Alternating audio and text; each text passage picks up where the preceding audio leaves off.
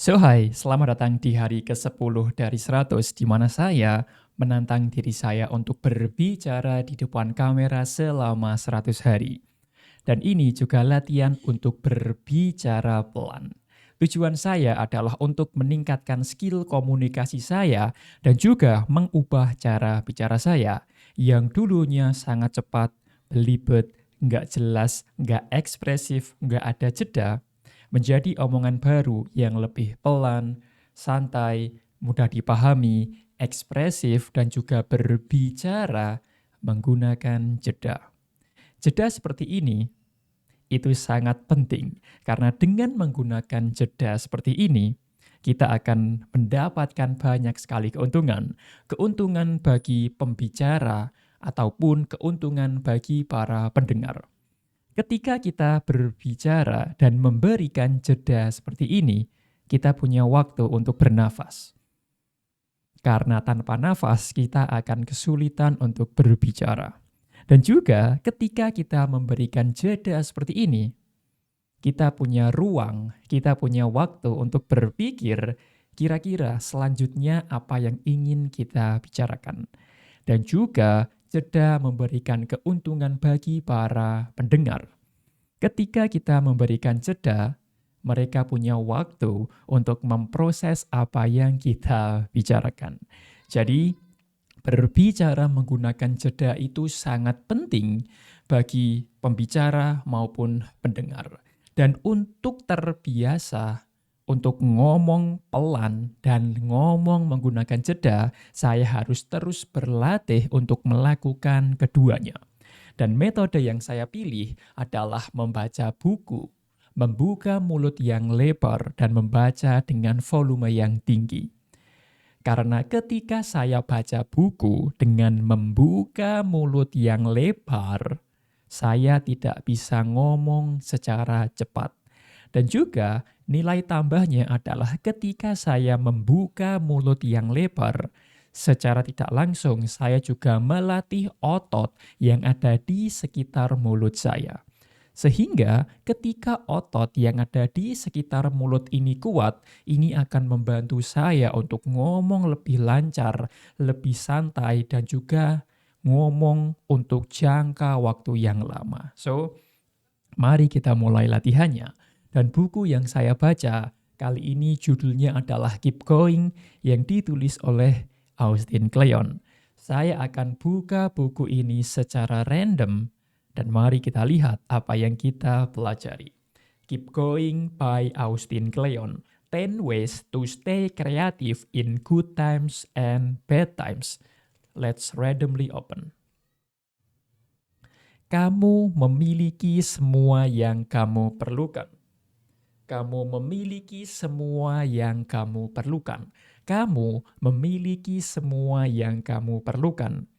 Pernyataan yang benar di hari lalu dan di hari ini adalah dia yang mencari keindahan akan menemukannya. Dia yang mencari akan menemukannya. Kalau Anda nggak mencari, nggak berusaha mencari, ya Anda tidak akan pernah menemukannya.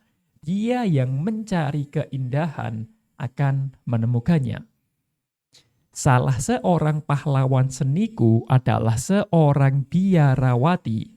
Pada 1960-an, biarawati Mary Coritaken adalah seorang guru seni di Immaculate Heart College di Los Angeles.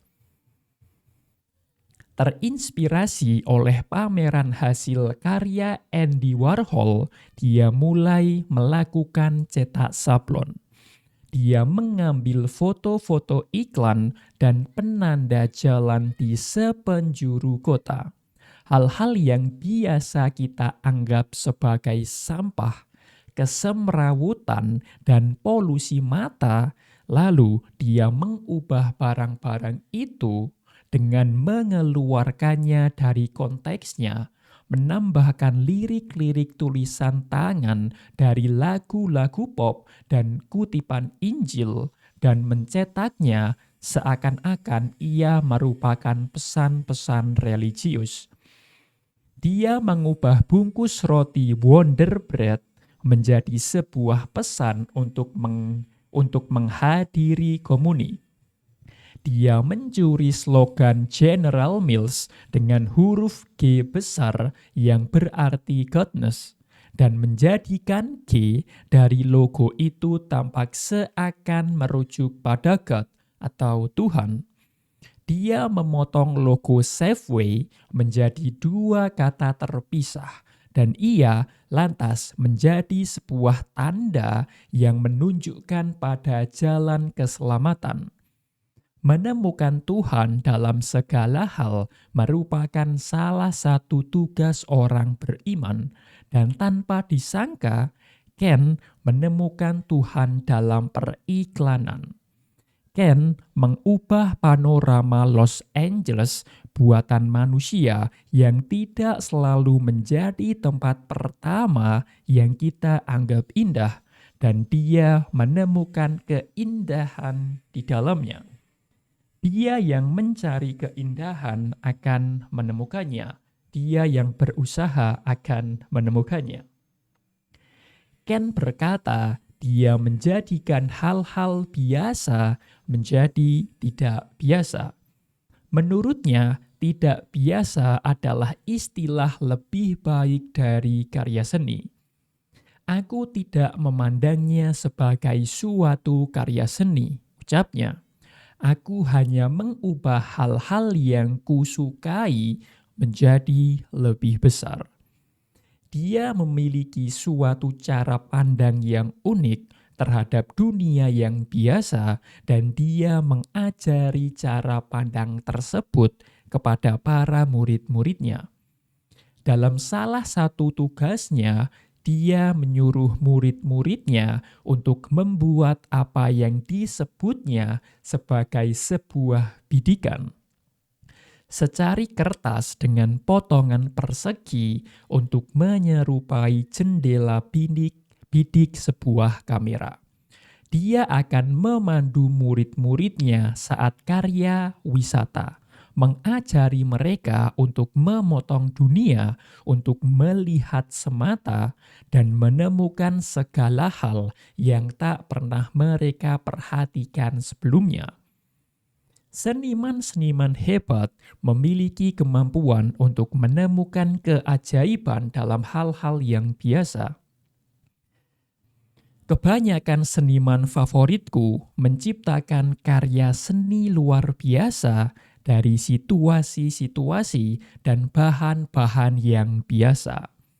Harvey Pekar menghabiskan sebagian besar kehidupan bekerjanya sebagai petugas arsip di rumah sakit VA di Cleveland, mengumpulkan kisah-kisah dan mencoret-coretnya menjadi naskah dengan gambar orang-orang sederhana yang pada akhirnya menjadi komik dalam mahakaryanya American Splendor. Emily Dixon menetap di kamarnya dan menuliskan puisi-puisi abadinya di bagian belakang sisa-sisa potongan amplop. Seorang seniman, gerakan seni yang dibentuk pada masa Perang Dunia Pertama di Zurich, yang mengejek tentang kebodohan perang. Oke. Kamu memiliki semua yang kamu perlukan. Kamu memiliki semua yang kamu perlukan. Dia yang mencari keindahan akan menemukannya. Dan seniman-seniman yang hebat memiliki kemampuan untuk menemukan keajaiban dalam hal-hal yang biasa. Seniman hebat dapat membuat sesuatu yang luar biasa dari bahan yang biasa saja. Artinya, semua itu adalah kemampuan. Dan saya yakin kemampuan atau skill apapun bisa kita pelajari dan bisa kita kuasai.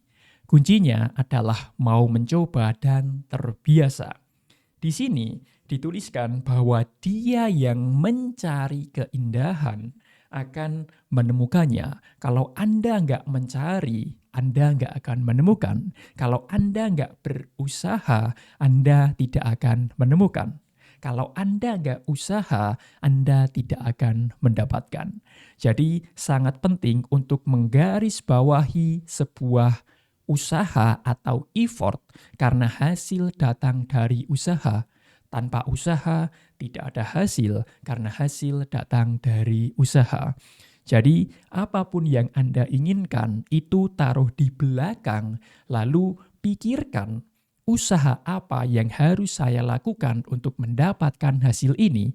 Lalu setelah Anda tahu usaha dan hasil, fokus pada usahanya dan lupakan hasilnya. Dia yang berusaha akan mendapatkannya. Dan di sini juga dituliskan bahwa kamu memiliki semua yang kamu perlukan.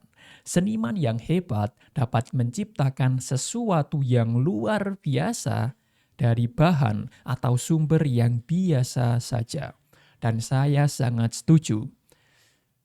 Sekarang, banyak sekali orang yang ingin mulai berkarya.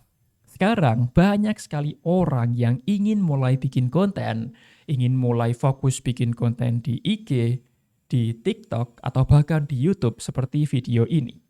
Tetapi, saya juga tahu banyak orang yang berpikir atau beralasan saya perlu kamera mahal, saya perlu lighting yang baru, saya perlu studio terbaru untuk mulai bikin YouTube.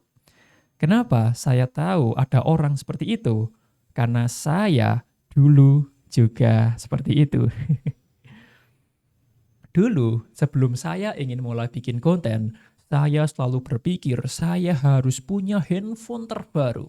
Saya harus punya kamera yang mahal. Saya harus punya ini, itu, ini, itu. Dan tahu tidak apa hasilnya? 0.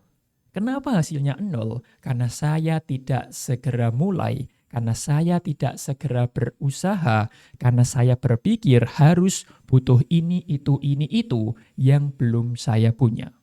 Dan saya sadar itu adalah hal yang buruk. Dan itulah alasan mengapa saya setuju bahwa kamu memiliki semua yang kamu perlukan. Sejak itu, saya mulai berhenti berpikir bahwa saya perlu kamera mahal. Dan saya segera mulai bikin konten dengan alat yang sudah saya punya, yaitu handphone saya. Dan fun fact-nya, saya rekam video ini menggunakan handphone.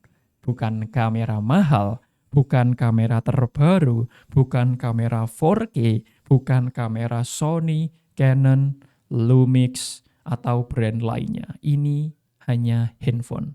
Semua konten saya rekam menggunakan handphone. Dan hasilnya, saya mulai bikin konten, saya mulai dapat views, dapat uang, dan lain sebagainya. Dan di sini, saya hanya ingin mengingatkan Anda. Anda tidak perlu ini, itu. Anda hanya perlu mulai dengan alat yang sudah Anda punya, karena kamu sudah memiliki semua yang kamu perlukan untuk mulai. Dan menurut saya, cara terbaik untuk mulai adalah mulai dengan apapun yang sudah Anda punya. Karena ketika Anda sudah punya itu, Anda bisa mulai. Tapi ketika Anda menunda, nunggu ini, itu, maka Anda tidak akan segera mulai. Padahal hasil datang dari tindakan. Maka segeralah bertindak, karena semakin cepat kamu bertindak, semakin cepat kamu akan melihat hasilnya. Thank you for watching this video. Ini adalah hari ke-10 dari 100, di mana saya menantang diri saya untuk berbicara di depan kamera selama 100 hari. Saya Andre, saya bisa sukses dan memang akan sukses. I wish you all the best. Sampai jumpa di video lainnya.